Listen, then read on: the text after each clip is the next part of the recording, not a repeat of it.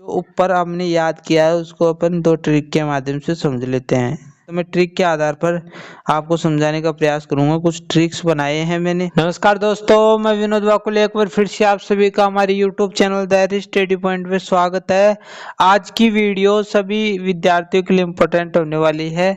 पिछली वीडियो में अपने 10 क्वेश्चन देख लेते, इम्पोर्टेंट, बिल्कुल इम्पोर्टेंट क्वेश्चन थे वो, और आज के क्वेश्चन भी इम्पोर्टेंट है। आज के क्वेश्चनों में जो पिछले सालों के कुछ क्वेश्चन रहे और कुछ नए क्वेश्चन आने वाले हैं उन पर अपन बात करेंगे। पिछली वाली वीडियो में भी नए नए क्वेश्चन लेकर आया था, तो सभी के लिए ये वीडियो खास होने वाली है। इसकी जो PDF है वो हमारे टेलीग्राम ग्रुप चैनल पर मिल जाती है, उसको वहां पर जाकर ज्वाइन कर लीजिए। तो आइए वीडियो को स्टार्ट करते हैं। फ्रेंड्स, पहला क्वेश्चन देख लेते हैं, ठीक है। 4 आधुनिक राजनीतिक विद्वानों या वैज्ञानिकों के नाम लिखिए। आधुनिक राजनीतिक विद्वानों, ठीक है। दो दृष्टिकोण आपने देखे थे, परंपरागत दृष्टिकोण, आधुनिक दृष्टिकोण, ठीक है। तो यहाँ पर इस प्रकार नीचे आप देख पा रहे हो, इस प्रकार भी क्वेश्चन आ सकता है ये कि राजनीति विज्ञान के आधुनिक दृष्टिकोण के 4 अग्रणी विद्वानों के नाम लिखिए। आपको दो विचारधाराएं पढ़नी पड़ेगी। परंपरागत जो दृष्टिकोण है वो पढ़ना पड़ेगा और आधुनिक दृष्टिकोण वो पढ़ना पड़ेगा। तो परंपरागत दृष्टिकोण जब आया था उसके विद्वान थे कुछ, तो ठीक है, उसके अपने विद्वान होंगे जिन्होंने उसका प्रतिपादन किया। फिर आधुनिक दृष्टिकोण आया, उसके भी कुछ विद्वान रहे। तो वहाँ यहाँ पर क्या पूछ रहा है, आधुनिक दृष्टिकोण के जो प्रमुख व्यक्ति रहे उनके नाम ही पूछ रहा है। तो मैं ट्रिक के आधार पर आपको समझाने का प्रयास करूंगा। कुछ ट्रिक्स बनाए हैं मैंने, ठीक है। ये 4 विद्वान हैं। तो आपको एक ट्रिक यह ध्यान में रखना है, आ कैलाश रोने लगा पिन चुबाने पर, ठीक है। ऐसे नहीं करते जब अपन को दर्द होता है तो, ठीक है।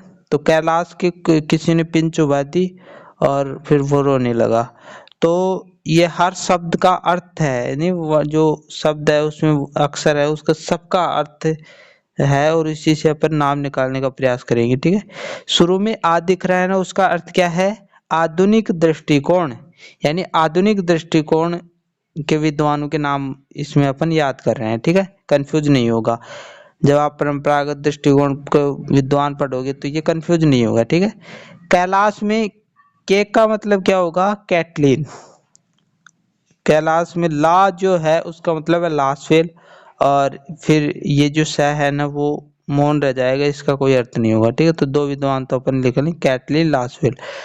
रोने, रो का मतलब रॉबर्ट ए डहल, प्रमुख विद्वान है। इसके बाद में लगा, मौन रह जाएगा, इसमें साइलेंस, ठीक है।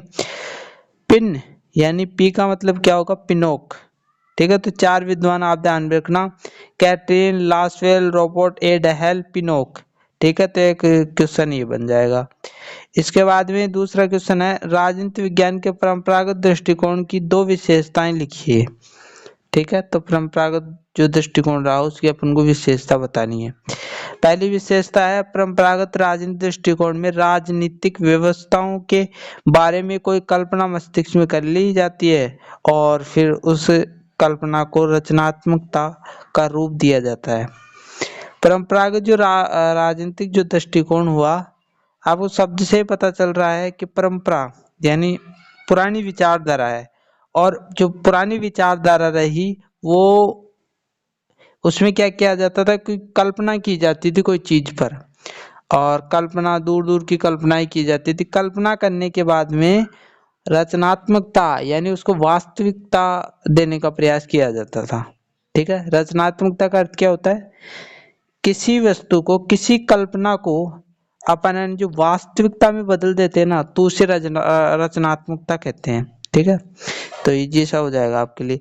अब ये दूसरी विशेषता में यह आ जाएगा कि इसमें कौन कौन सी अध्ययन पद्धतियों को काम में लिया जाता है। इस दृष्टिकोण की अध्ययन पद्धतियों में ऐतिहासिक पद्धति, दूसरा वर्णनात्मक पद्धति, तुलनात्मक पद्धति, निगमनात्मक पद्धति, क्योंकि कोई भी दृष्टिकोण होता है उसकी अपनी एक पद्धति होगी, ठीक है। यहाँ पर परंपरागत दृष्टिकोण की पद्धति बता रहे हो आप, तो फिर आधुनिक दृष्टिकोण जब आएगा आपको, आप पढ़ोगे तो वहां पर भी उसकी अलग पद्धति होगी। फिर व्यवहारवाद आएगा, उसकी अलग पद्धति होगी। ऐतिहासिक पद्धति क्या होती है? इतिहास को इसमें आधार बनाया जाता है, वर्णनात्मक वर्णन किया जाता है, तुलनात्मक दो चीजों का तुलना की जाती है, ठीक है। तो ये सारी सारी चीजें हो जाएंगी। 2 क्वेश्चन हो गए। तीसरा क्वेश्चन है, आधुनिक राजनीतिक विज्ञान की कोई 3 विशेषताएं लिखी है, ठीक है। तो अब ये आधुनिक राजनीतिक विज्ञान की विशेषता पूछ रहा है। ये क्वेश्चन आया हुआ है, इस प्रकार क्वेश्चन आएगा। या दूसरे टाइप से क्वेश्चन पूछ सकता है कि राजनीतिक विज्ञान के आधुनिक दृष्टिकोण की 2 विशेषताएं लिखिए। कैसे भी क्वेश्चन आ जाए, अपन को सही करके आना है। पहला जो यहाँ पर इसकी जो विशेषता है वो है, यह दृष्टिकोण वैज्ञानिक अध्ययन पर बल देता है, ठीक है। परंपरागत जो दृष्टिकोण था उसमें वैज्ञानिकता पर जोर नहीं दिया जाता था, उसमें कल्पना पर जोर दिया जाता था, ठीक है। लेकिन यह आधुनिक दृष्टिकोण इससे अलग होगा। आधुनिकता का मतलब ही विज्ञान है, यानी अपन आधुनिक युग में आ गए। तो इसमें क्या है कि अपन वैज्ञानिकता पर ज्यादा जोर देते हैं, ठीक है। ये क्यों हो जाएगा। दूसरा है, यह दृष्टिकोण यथार्थवादी वास्तविकता पर विश्वास करता है, ठीक है, और मूल्य निरपेक्ष अध्ययन पर बल देता है। यहाँ पर भावनाएं काम नहीं करती हैं, किसी की भावनाएं, किसी के विश्वास। मूल्य का मतलब क्या होता है? भावनाएं, जो व्यक्ति की भावनाएं होती है, जो इच्छाएं होती है, वो राजनीति में काम नहीं करती हैं, ठीक है। अब जो ऊपर हमने याद किया है उसको अपन 2 ट्रिक के माध्यम से समझ लेते हैं। बिल्कुल इजी करने का प्रयास कर रहा हूँ। वे यहाँ किताबों का मूल्य देने आए थे, इसमें ये 2 लाइनें आपकी याद हो जाएंगी, ठीक है। वे का मतलब क्या होगा? वैज्ञानिक अध्ययन। बस ये ध्यान रखना भाई, वैज्ञानिक अध्ययन पर बल दिया जाता है इसमें आधुनिक दृष्टिकोण में। दूसरा यहाँ में ये है ना, उसका अर्थ क्या होगा? यथार्थवादी वास्तविकता तथा मूल्य से क्या बोले? मूल्य निरपेक्ष। यथार्थवादी तथा मूल्य निरपेक्षता पर इसमें बल दिया जाता है, ठीक है। तो ये 2 चीजें आप ध्यान में रखोगे। चौथा है, परंपरागत राजनीतिक सिद्धांत के किन्हीं 4 प्रतिपादकों के नाम लिखिए, ठीक है। पहले हमने कौन से प्रतिपादक देखे थे?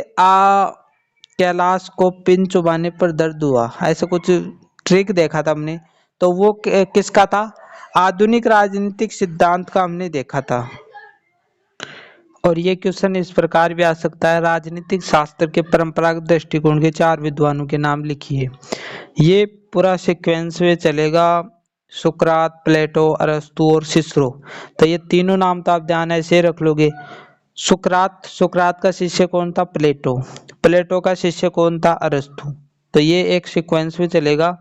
और ये सिसरो है, इस प्रकार इसको ध्यान में रख लेना कि आंसू बहे प्लेटो के, ठीक है। तो आंसू से क्या, आज से क्या ध्यान रखोगे? अरस्तु। सु से क्या ध्यान में रखोगे? सुकरात। और प्लेटो से क्या ध्यान में रखोगे? प्लेटो।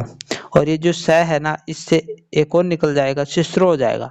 तो ये 4 विद्वान है जो परंपरागत राजनीतिक दृष्टिकोण के प्रमुख माने जाते हैं, यानी प्रमुख इनका स्थान रहा है इस दृष्टिकोण में, ठीक है।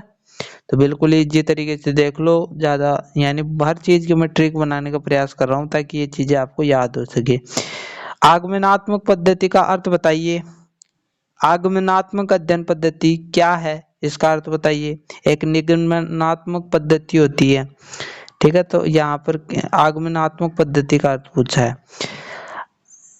आगमनात्मक विधि अनेक घटनाओं तथा वह तथ्यों निरीक्षण और उनके विश्लेषण करके एक सामान्य या सिद्धांत का प्रतिपादन किया जाता है। इसमें क्या होता है कि घटनाएं ली जाती हैं और कुछ तथ्य इकट्ठे किए जाते हैं, उसके बाद में उनका निरीक्षण किया जाता है, उनको देखा जाता है, उसके बाद में उनका विश्लेषण किया जाता है और फिर एक सिद्धांत पर पहुंचा जाता है।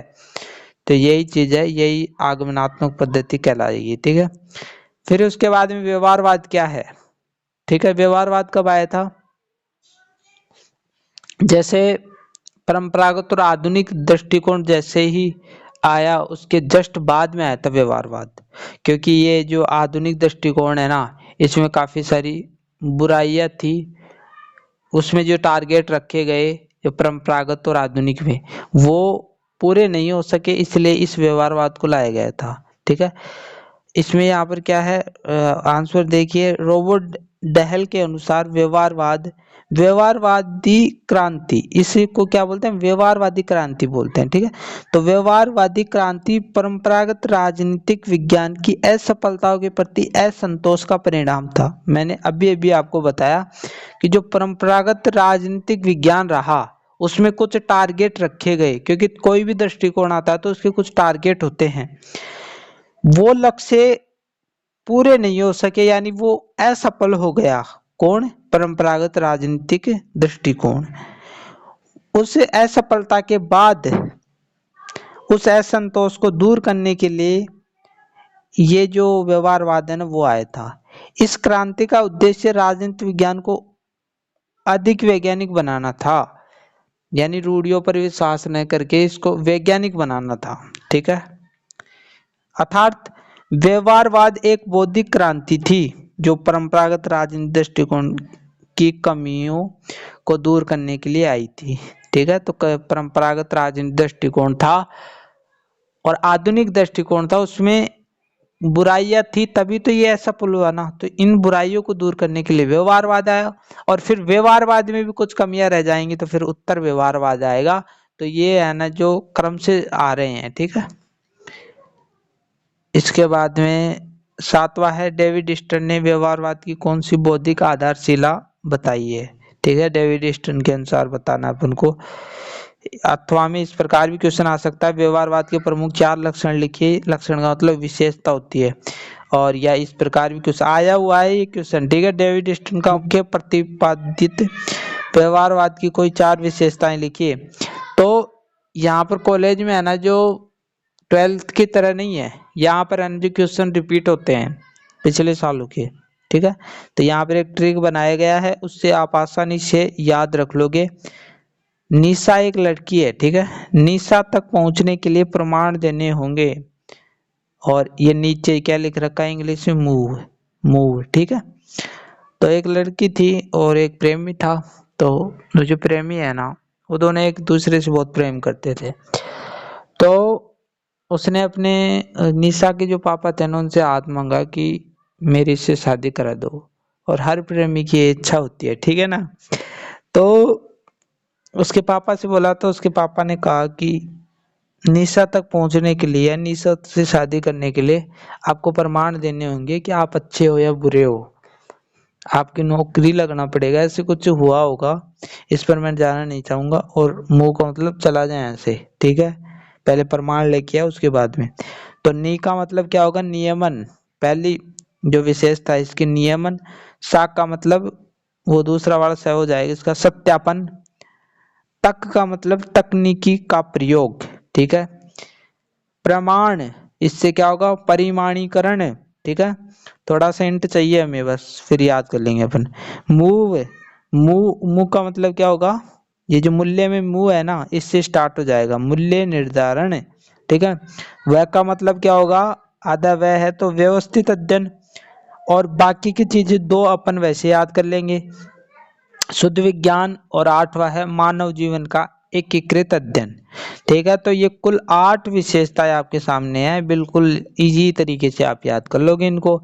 इसके बाद में प्रश्न नंबर 8वां, व्यवहारवाद की कोई 2 आलोचनात्मक बिंदुओं को लिखिए। व्यवहारवाद के 2 दोष लिखिए।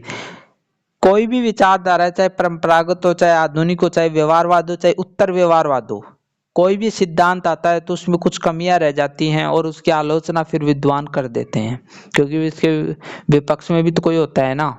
तो जिस प्रकार एक वर्तमान में सरकार है बीजेपी, ठीक है, केंद्र में, उसका विरोध करने के लिए विपक्ष भी तो है ना, जैसे कांग्रेस है, मौका देखते चौका मार देती है कांग्रेस, उसके आलोचना कर देती है। उसी प्रकार इसमें भी काफी कुछ बुराइयां रही, इसलिए ठीक है, तो क्या बुराइयां रही है देख लो, किस प्रकार आलोचना की गई। व्यवहारवादियों के कथन एवं आचरण में अंतर विरोध दिखाई पड़ता है। व्यवहारवादी जो विद्वान रहे वो अपने अपने कथन रखते हैं और उनके जो कार्य हैं उनमें तालमेल नहीं हो सका। जैसे मान लीजिए व्यवहारवाद में मान लीजिए 100 विद्वान हैं और उनके अलग अलग मत हैं, उनके अलग अलग कार्य हैं, बोलते क्या हैं, करते कुछ है, तो अंतर विरोध उनमें दिखाई पड़ता है। क्योंकि एक तरफ वे मूल्य निरपेक्ष अध्ययन पर जोर देते हैं। मूल्य निरपेक्ष अध्ययन मैंने समझाया था। मूल्य, मूल्य का मतलब भावनाएं, इच्छाएं, विश्वास, उसका उसका यहाँ पर वो ये चाहते हैं कि यहाँ पर व्यक्ति जो विद्वान है, जो राजनीतिज्ञ है, उसकी भावनाएं, उसकी इच्छाएं यहाँ पर काम नहीं करेंगी। एक और तो वो बोलता है, ऐसा बोलता है। दूसरी तरफ तानाशाही शासन की तुलना में उदारवादी लोकतंत्र की श्रेष्ठता को स्वयं सिद्ध मानते हैं। फिर आपने उदारवादी लोकतंत्र की श्रेष्ठता यहाँ पर स्थान दे दिया। और उदारवादी लोकतंत्र में आप देखोगे कि भावनाएं, इच्छाएं लोगों की होती हैं, ठीक है। तो ऊपर तो आप है ना जो भावनाएं, इच्छाओं को स्थान नहीं दे रहे, और यहाँ पर आप उदारवादी लोकतंत्र लाकर उन इच्छाओं को पोषण देने का कार्य कर रहे हो। तो यहाँ पर एक कमी दिखी, ठीक है, मूल्य निरपेक्ष को लेकर। दूसरा है व्यवहारवादियों ने व्यवहारवाद में जो शब्द प्रयोग में दिए उनमें त्रुटि दिखाई देती है, उनके तर्क अर्थहीन है। कोई भी विचारधारा होती है उसमें तर्क दिए जाते हैं, तो यहाँ पर जो उन्होंने जो तर्क दिए उनका कोई सारांश नहीं निकलता, उनका कोई अर्थ भी नहीं निकलता। जब मान लीजिए आपने कोई बात बोल दी 5 लोगों के बीच में और उसका कोई अर्थ ही नहीं निकल रहा है, तो आपको बोल दिया जाएगा यार क्या बोल रहा है यार, इसका कोई अर्थ ही नहीं है और तू बोले जा रहा है। तो इन्होंने भी ऐसा ही किया कि बड़ी बड़ी फेंक दी, उसका कुछ अर्थ नहीं निकला, इसलिए फिर इनको आलोचनाओं का शिकार होना पड़ा। इसके बाद में 9वां है उत्तर व्यवहारवाद। क्या है? अब देखो व्यवहारवाद में कमियां रही, आलोचना हुई, उसके बाद में उत्तर व्यवहारवाद आ गया। अथवा उत्तर व्यवहारवाद का अर्थ बताइए, तो उत्तर व्यवहारवाद का अर्थ अपन को बताना है, ठीक है।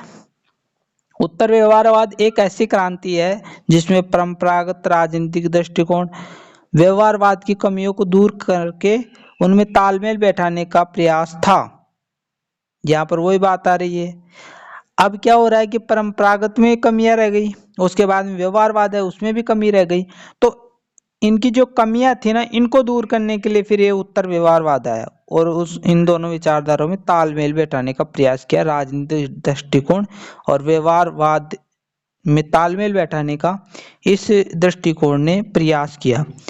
इसमें कर्म और प्रासंगिकता पर बल दिया गया।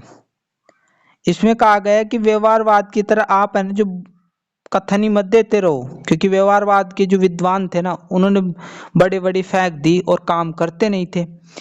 जबकि उत्तर व्यवहारवाद में यहाँ पर क्या बोल रहा है, कर्म और प्रासंगिकता पर बल दिया जाए। यानी कर्म का मतलब कार्य, आप कार्य करो राजनीति विज्ञान के लिए, बड़ी बड़ी मत फेंको, ठीक है। तो ये इसकी प्रमुख विशेषता हो जाएगी। 10वां क्वेश्चन आप देख पा रहे हो, पॉलिटिक्स ग्रंथ किसने लिखा था? बहुत बार बार आया क्वेश्चन है, अरस्तु ने लिखा था।